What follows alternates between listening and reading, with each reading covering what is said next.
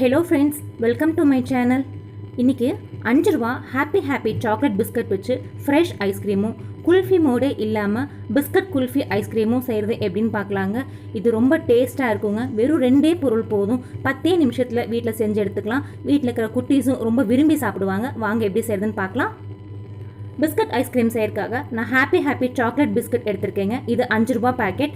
நான் 4 பேக்கெட் எடுத்திருக்கேன். நான் இதுலேருந்து ஒரு 3 பேக்கெட் மட்டும் ஐஸ்கிரீம் செய்யறதுக்காக எடுத்துக்க போகிறேன்.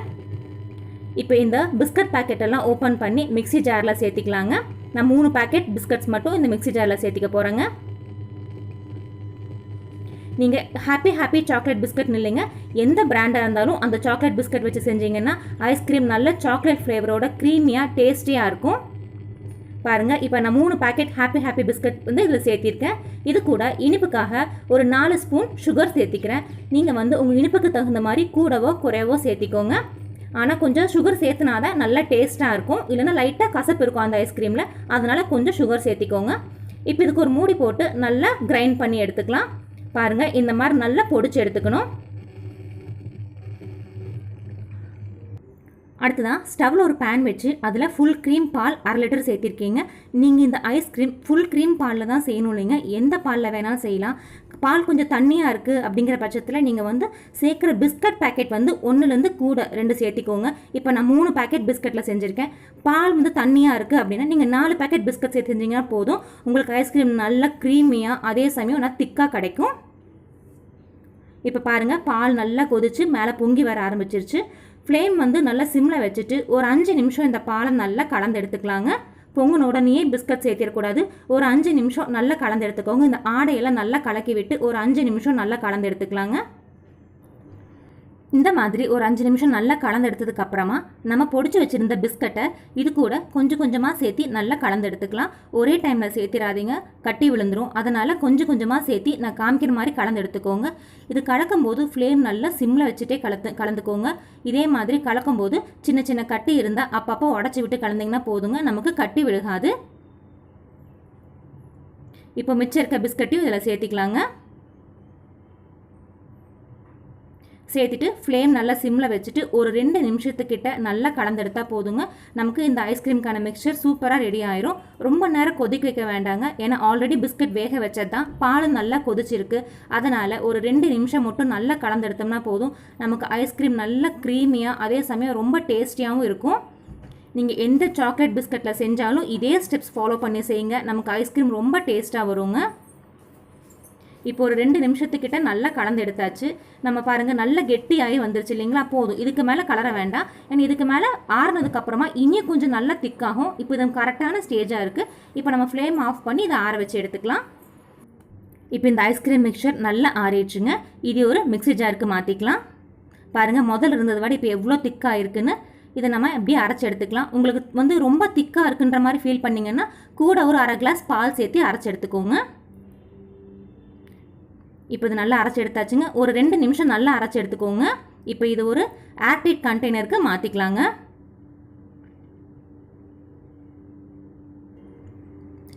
இதுக்கு மேலே ஒரு ஃபாயில் கவர் வச்சு க்ளோஸ் பண்ணிவிட்டு அதுக்கு மேலே மூடி போட்டு டைட்டாக க்ளோஸ் பண்ணிடலாங்க. அப்போ ஐஸ்கிரீம் நமக்கு ரொம்ப சீக்கிரமாகவே செட் ஆகி வந்துடும். இப்போ இதை ஒரு 2 மணி நேரத்துக்கிட்ட ஃப்ரீசரில் வச்சு செட் பண்ணி எடுத்துக்கலாம். இப்போ 2 மணி நேரம் ஆயிடுச்சுங்க. ஓப்பன் பண்ணி பார்க்கலாம்.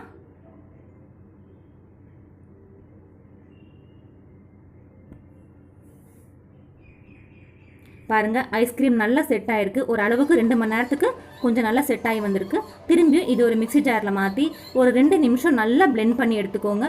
அப்போ தான் ஐஸ்கிரீம் நமக்கு நல்லா ஸ்மூத்தாக சாஃப்டாக அதே சமயம் ரொம்ப டேஸ்ட்டாக இருக்குங்க. இப்போ இது ஒரு 2 நிமிஷம் நல்லா பிளெண்ட் பண்ணி எடுத்துக்கலாம்.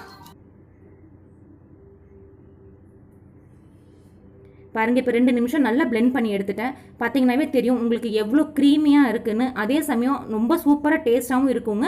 இப்போ இது வந்து நம்ம நார்மல் ஐஸ்கிரீம், அதாவது ஃப்ரெஷ் ஐஸ்கிரீம் கூடவே குல்ஃபி மோடு இல்லாமல் கிளாஸ் டம்ளரில் குல்ஃபி ஐஸ்கிரீமும் செய்ய போகிறோம். அதுக்கு குல்ஃபி ஐஸ்கிரீம் செய்யறதுக்காக நான் 2 கிளாஸ் டம்ளர் எடுத்திருக்கேங்க. இந்த ஐஸ்கிரீம் மிக்சரை நான் ஃபஸ்ட்டு வந்து 2 கிளாஸ் டம்ளர்லையும் பாதி அளவு ஊற்றிக்கிறேன்.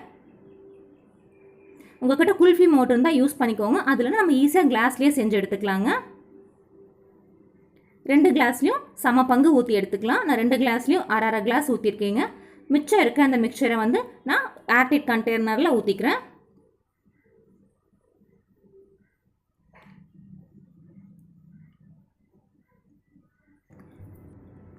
ஏர்டைட் கண்டெய்னர் இந்த மாதிரி 2-3 டைம் நல்லா கீழே டேப் பண்ணி எடுத்துக்கோங்க. அந்த தட்டி எடுக்கும்போது ஏர் பபிள்ஸ்லாம் இருந்தால் நல்லா செட் ஆகி நமக்கு ஐஸ்கிரீம் சூப்பராக செட் ஆகி வரும். முன்னாடி மாதிரி அதே ஃபாயில் கவர் போட்டு அதுக்கு மேலே திரும்பி ஒரு மூடி போட்டு நல்லா டைட்டாக க்ளோஸ் பண்ணிக்கலாங்க. இப்போ இதை பார்த்தீங்கன்னா ஒரு 8 மணி நேரத்துக்கிட்ட ரெஃப்ரிஜரேட் பண்ணி எடுத்துக்கலாம். 8 மணி நேரம் கழித்து பார்க்கலாங்க. அடுத்ததாக கிளாஸில் ஊற்றி வச்சுருக்க இந்த மிக்சரை நம்ம குல்ஃபி மாதிரி செட் பண்ண போகிறோம். அதுக்கு 2 ஃபாயில் கவர் எடுத்திருக்கேன். வச்சு அந்த கிளாஸோட மேல் பகுதியை நல்லா டைட்டாக க்ளோஸ் பண்ணிவிடுங்க. ஃபாயில் கவர் இல்லைனா நீங்கள் பிளாஸ்டிக் ஷீட் இருந்தால் கூட சின்ன பிளாஸ்டிக் கவர் இருந்தால் கூட யூஸ் பண்ணிக்கலாம். யூஸ் பண்ணிட்டு இந்த எட்ஜஸ் டம்ளரோட கார்னரில் ஒரு ரப்பர் பேண்ட் போட்டு டைட்டாக க்ளோஸ் பண்ணிவிடுங்க. ஃபாயில் கவர் உங்களுக்கு அப்படியே செட் ஆயிரும். அதெல்லாம் ரப்பர் பேண்ட் போட வேண்டாம். பிளாஸ்டிக் ஷீட் யூஸ் பண்ணும்போது மட்டும் நீங்கள் அந்த மாதிரி ரப்பர் பேண்ட் போட்டு டைட்டாக க்ளோஸ் பண்ணிவிடுங்க. இந்த மாதிரி டைட்டாக க்ளோஸ் பண்ணதுக்கப்புறமா ஒரு ஷார்ப்பான கத்தி வச்சு நடுவில் லைட்டாக கீறி விட்டுருங்க. நம்ம அந்த ஐஸ்கிரீம் ஸ்டிக் உள்ளே இன்சர்ட் பண்ணுறதுக்காக தான். 2 ஐஸ்கிரீம் ஸ்டிக்ஸ் எடுத்து உள்ளே இருக்கிற அந்த ஐஸ்கிரீம் மிக்சரில் பாதி டிப் ஆகணும். அந்த ஐஸ்கிரீம் ஸ்டிக் அந்த அளவுக்கு உள்ளே இன்சர்ட் பண்ணிக்கோங்க. பாருங்கள், நான் காமிச்சிருக்க மாதிரி 2 ஐஸ்கிரீம் ஸ்டிக்ஸ் இன்சர்ட் பண்ணதுக்கப்புறமா இதையும் ஒரு 8 மணி நேரத்துக்கிட்ட ரெஃப்ரிஜரேட் பண்ணி எடுத்துக்கலாங்க. இப்போ ஒரு 8 மணி நேரத்துக்கு மேலே நல்லா ஃப்ரீசரில் வச்சு செட் பண்ணி எடுத்துருக்கீங்க. ஓப்பன் பண்ணி பார்க்கலாம்.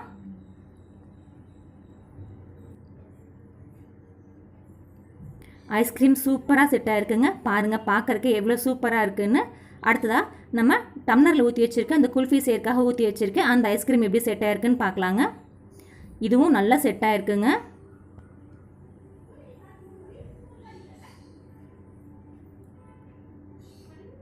பாருங்கள், நம்ம செஞ்சு வச்ச குல்ஃபி ஐஸ்கிரீம் ஆகட்டும் ஃப்ரெஷ் ஐஸ்கிரீம் ஆகட்டும் ரெண்டுமே சூப்பராக செட் ஆகிருக்கு. இந்த கிளாஸில் இருக்க ஐஸ்கிரீம் எடுத்து ஒரு பவுல் தண்ணியில் ஒரு 5 செகண்ட் மட்டும் வச்சு எடுத்துக்கோங்க. அப்போ நமக்கு டீமோல்டு பண்ணுறதுக்கு ரொம்ப ஈஸியாக இருக்கும். இந்த ஏர்டைட் கண்டெய்னரில் இருக்கிற ஐஸ்கிரீம் வந்து ஒரு 10 நிமிஷம் அப்படியே இருக்கட்டும். அதுக்கப்புறமா நம்ம கரண்டி வச்சு எடுத்துக்கலாம். பாருங்கள், ஒரு 5 செகண்ட் கழித்து நம்ம தண்ணியிலேருந்து எடுத்ததுக்கப்புறமா எவ்வளோ ஈஸி நமக்கு எடுக்கிறதுக்கு வருதுன்னு. நம்ம உடனே எடுக்க முடியாது. ஒரு 5 செகண்ட் மட்டும் வச்சிங்கன்னா போதுங்க. அதிகமாக வச்சிங்கன்னா ரொம்ப உருகிரும். பாருங்கள், ரொம்ப சூப்பரான பிஸ்கட் குல்ஃபி ரெடி ஆயிடுச்சு. பாருங்களேன் எவ்வளோ க்ரீமியாக இருக்குதுன்னு பார்க்குறக்கு. அதே சமயம் டேஸ்ட்டும் ரொம்ப சூப்பராக இருக்குங்க. நம்ம வீட்டில் இருக்கிற பொருட்களை வச்சு ரொம்ப சிம்பிளாக அதே சமயம் ரொம்ப டேஸ்டியான பிஸ்கட் குல்ஃபியும் பிஸ்கட் ஃப்ரெஷ் ஐஸ்கிரீமும் ரெடி பண்ணியாச்சுங்க. இப்போ இந்த ஃப்ரெஷ் ஐஸ்கிரீம் வந்து ஒரு 10 நிமிஷம் ஆச்சு. ஒரு கரண்டி வச்சு நம்ம இதை டீமோல்ட் பண்ணி எடுத்துக்கலாம். ஐஸ்கிரீம் ஸ்கூப்பர் இருந்தால் நீங்கள் அப்போவே எடுத்துக்கலாம். ஐஸ்கிரீம் ஸ்கூப்பர் இல்லைன்னா ஒரு 10 நிமிஷம் கழிச்சு இந்த மாதிரி கரண்டி வச்சு எடுத்திங்கன்னா போதும் உங்களுக்கு எடுக்கிறதுக்கு ரொம்ப ஈஸியாக வருங்க. பாருங்கள் எவ்வளோ ஈஸியாக எடுக்கிறதுக்கு வருதுன்னு. இப்போ ஒரு பிளேட்டுக்கு மாற்றிக்கலாம். ஃப்ரெண்ட்ஸ், நீங்களும் இந்த biscuit kulfi and biscuit fresh ice cream ரெசிபியை ட்ரை பண்ணி பாருங்கள். ட்ரை பண்ணி பார்த்துட்டு உங்கள் கமெண்ட்ஸ்களை சொல்லுங்கள். உங்களுக்கு இந்த வீடியோ பிடிச்சிருந்தா மறக்காமல் நம்ம சேனலுக்கு சப்ஸ்கிரைப் பண்ணுங்கள், லைக் பண்ணுங்கள், ஷேர் பண்ணுங்கள். தேங்க்யூ.